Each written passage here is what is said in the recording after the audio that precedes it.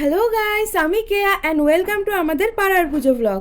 আজকে সকাল থেকেই ওয়েদারটা খারাপ ছিল, ভীষণ পরিমাণে বৃষ্টি পড়ছিল আর বৃষ্টি কমতে কমতে 3টা সাড়ে 3টা বেজে গিয়েছিল। তো আমি যখন পুজোর ওখানে যাই তখন পুজো প্রায় শেষের দিকে, আর কি করব, বৃষ্টির জন্য লেট হয়ে গেছি।